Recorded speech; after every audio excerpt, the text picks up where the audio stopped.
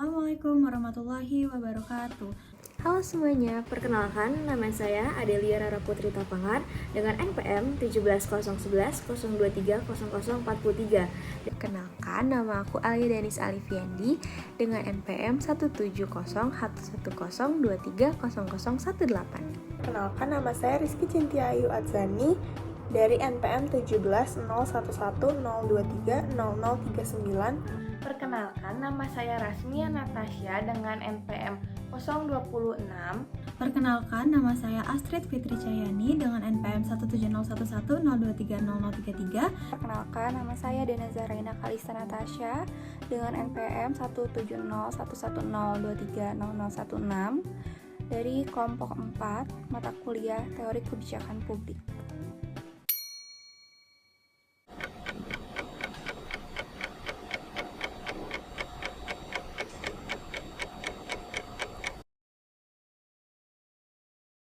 Formulasi kebijakan di Indonesia merupakan hal krusial dalam pengembangan dan implementasi program pemerintah yang berdampak besar.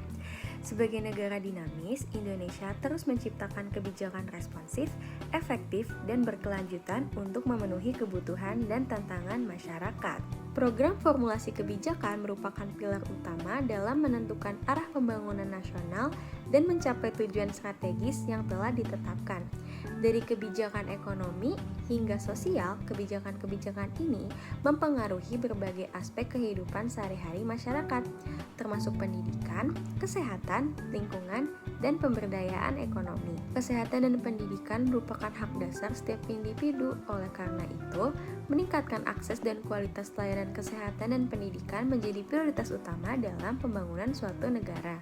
Di Indonesia, proses formulasi kebijakan melibatkan berbagai pemangku kepentingan, termasuk pemerintah, lembaga legislatif, swasta, masyarakat sipil, dan akademisi.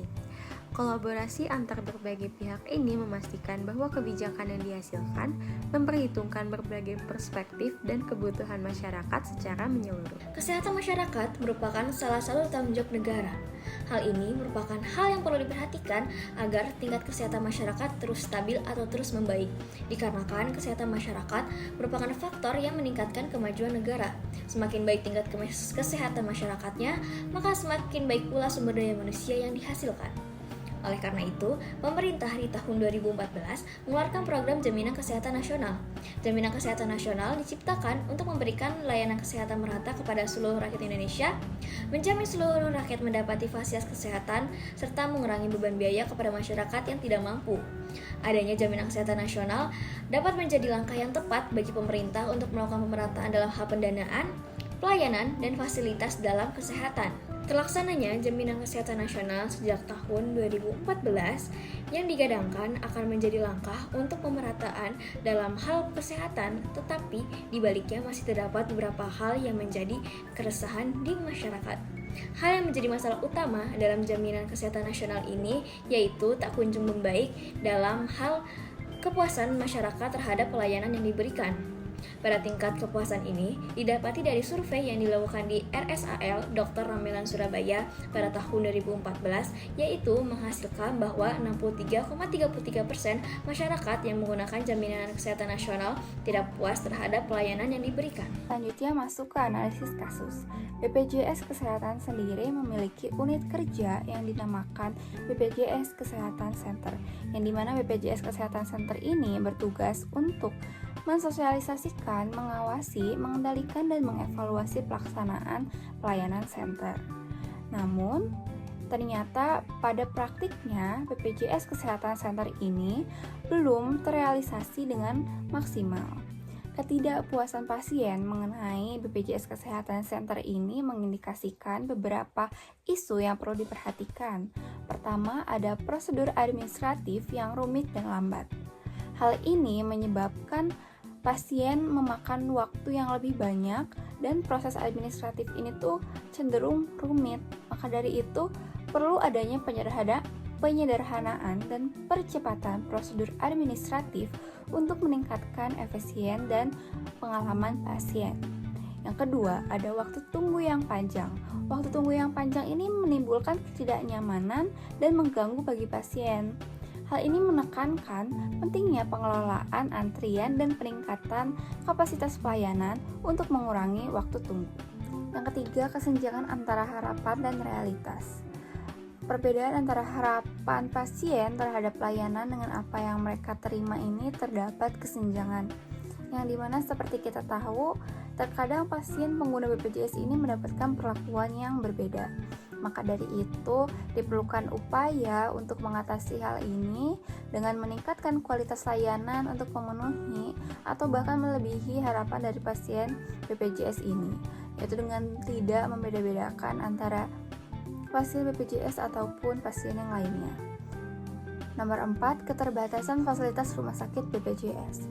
Keterbatasan seperti kamar tidur, peralatan medis, dan jenis layanan tertentu ini dapat menghambat proses pengobatan dari pasien. Pasien mungkin harus menunggu ataupun tidak mendapatkan perawatan yang sesuai, apalagi jika rumah sakit yang mereka kunjungi ini tidak menerima pasien BPJS. Hal ini dapat menambah kesulitan dari segi biaya bagi pasien dan dapat memengaruhi kualitas perawatan yang diterima. Nomor 5, ada perlu evaluasi dan perbaikan keberlanjutan. Hasil survei menunjukkan adanya area yang memerlukan perbaikan dalam pelayanan BPJS Kesehatan Center ini.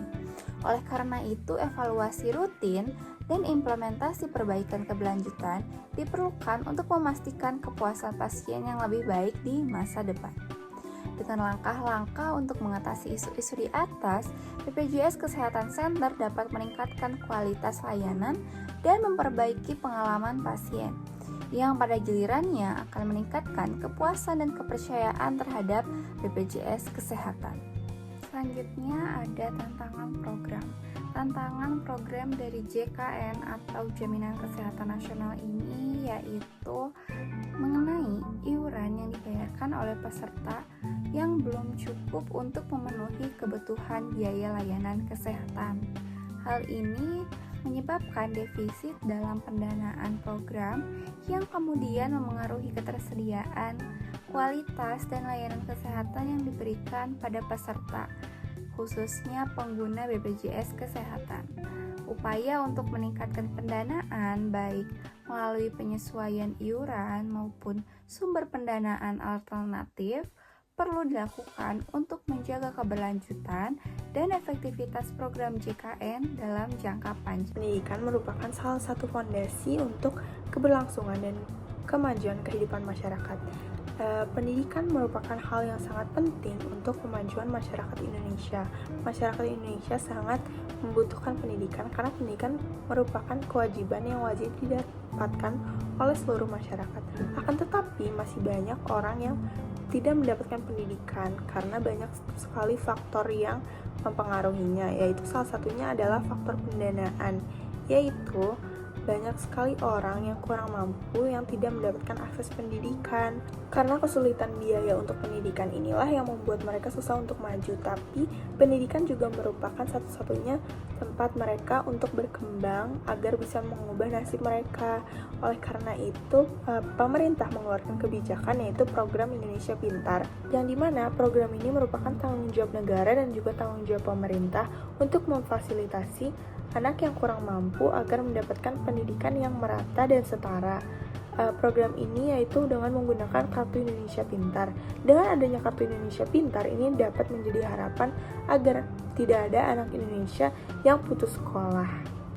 Kartu Indonesia Pintar merupakan langkah yang sangat baik, yang sangat besar untuk memajukan pendidikan Indonesia. Tapi dengan adanya program ini masih ada kasus, yaitu seperti contohnya adalah kurangnya transparansi, sehingga salah sasaran orang yang seharusnya tidak mendapatkan bantuan dari program ini malah mendapatkannya karena orang tersebut masih curang. Ada yang curang dalam program ini seperti memalsukan alamat rumah, memalsukan pendapatan orang tua, dan lain sebagainya. Orang yang seharusnya mendapatkan program ini malah tidak lolos untuk mendapatkan bantuan dari program ini, dan juga masih terdapat kasus korupsi terkait dana yang perlu disalurkan kepada pihak yang harusnya mendapatkan. Kasus transparansi dana dan korupsi terkait Kartu Indonesia Pintar atau sering disebut dengan KIP merupakan contoh nyata dari yang dihadapi dalam pelaksanaan program pemerintah.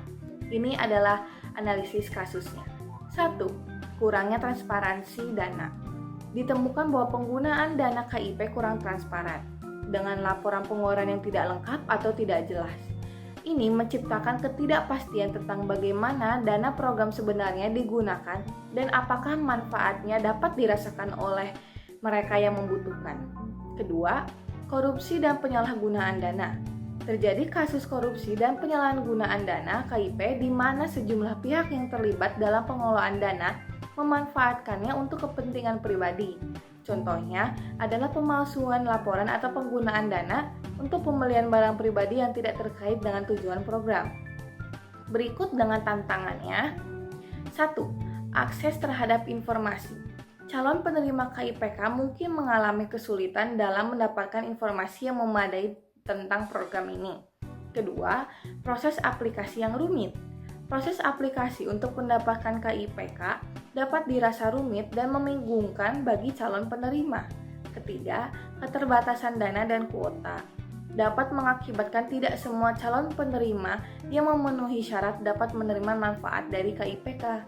Terakhir, administratif yang sulit, seperti proses verifikasi yang lambat atau persyaratan dokumen yang rumit dapat menghambat penerimaan bantuan KIPK. Kesimpulan yang bisa kita dapatkan dari kedua program tersebut adalah Program Jaminan Kesehatan Nasional JKN dan Program Indonesia Pintar PIP memiliki peran penting dalam meningkatkan kesejahteraan masyarakat Indonesia. JKN berhasil meningkatkan aksesibilitas layanan kesehatan bagi masyarakat melalui jaminan kesehatan universal, meskipun masih dihadapkan pada tantangan seperti pendanaan yang belum mencukupi dan kualitas layanan yang bervariasi. Sementara itu, PIP memberikan bantuan pendidikan kepada anak-anak dari keluarga miskin yang penting untuk memastikan kelangsungan pendidikan mereka. Namun, program ini juga dihadapkan pada tantangan, termasuk penyalahgunaan dana dan kesenjangan dalam distribusi manfaat. Meskipun demikian, kedua program ini tetap memberikan dampak positif bagi masyarakat Indonesia. Untuk memaksimalkan manfaatnya, perlu adanya upaya yang terus-menerus untuk mengatasi tantangan dalam implementasi dan pengelolaan dana dari kedua program ini. Saran yang bisa kami berikan yaitu saran untuk meningkatkan efektivitas kedua program tersebut meliputi yang pertama, transparansi dan akuntabilitas. Peningkatan transparansi dalam pengelolaan dana dan pelaporan penggunaan dana dapat membantu mengurangi risiko penyalahgunaan dan meningkatkan kepercayaan masyarakat terhadap program tersebut. Yang kedua, penguatan pengawasan. Memperkuat mekanisme pengawasan dan audit internal untuk memastikan bahwa dana program digunakan dengan tepat dan efisien. Yang ketiga, peningkatan kualitas layanan. Fokus pada peningkatan kualitas layanan kesehatan dalam program JKN dan pendidikan dalam program PIP untuk memberikan manfaat yang lebih besar bagi peserta. Yang keempat, partisipasi masyarakat, yaitu melibatkan masyarakat secara aktif dalam pengawasan dan pelaksanaan program untuk memastikan bahwa kebutuhan dan harapan mereka dipertimbangkan dengan baik. Yang kelima, meningkatkan ketersediaan data. Meningkatkan ketersediaan data dan analisis yang akurat untuk membantu dalam pengambilan keputusan dan evaluasi program. Dan yang terakhir ada evaluasi rutin, yaitu melakukan evaluasi rutin terhadap kedua program tersebut untuk mengidentifikasi tantangan dan peluang serta membuat perbaikan yang diperlukan. Dengan mengimplementasikan saran-saran ini, diharapkan kedua program tersebut dapat menjadi lebih efektif dan memberikan manfaat yang lebih besar bagi masyarakat Indonesia secara keseluruhan.